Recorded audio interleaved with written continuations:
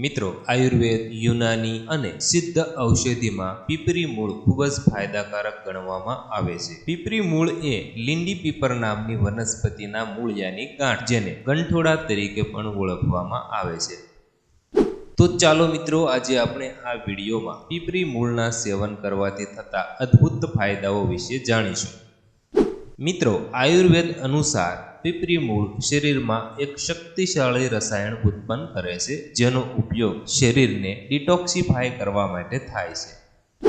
પીપરી મૂળના 1 થી 2 ગ્રામ ચૂર્ણમાં સિંધા નમક, સરસ્યું તેલ અને હળદર મિક્સ કરીને દાંત પર ઘસવાથી દાંતના દુખાવામાં ઝડપી રાહત મળે છે. પીપરી મૂળને પીસીને તેમાં ફક્ત મધ મિલાવીને બાળકોને ચટાડવાથી તેમની શરદી, ઉધરસ અને કફ મટી જાય છે. પીપરી મૂળ અને હરડેને સરખા પ્રમાણમાં લઈ તેને પીસી ગરણીની મદદથી ગાળી તેમાં મધ મિક્સ કરીને ચાટવાથી બેસી ગયેલો અવાજ ભૂલી જાય છે.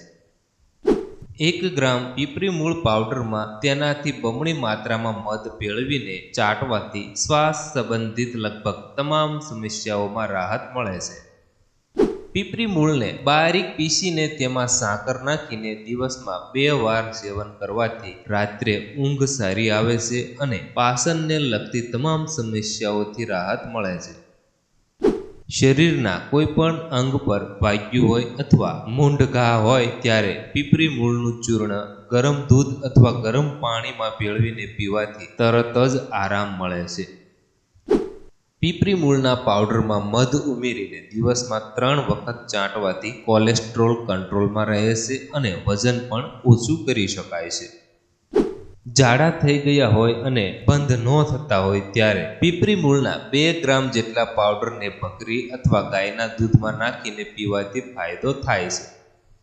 પીપરી મૂળને પીસીને તેને દૂધ અને અરડુસીના પાનના રસમાં ભેળવીને પીવાથી આંતરડાના દુખાવામાં આરામ મળે છે. પીપરી મૂળના પાવડરમાં 3 ગ્રામ એલચીનો ભૂક્કો મેળવીને ઘી સાથે સેવન કરવાથી કબજિયાત મટે છે.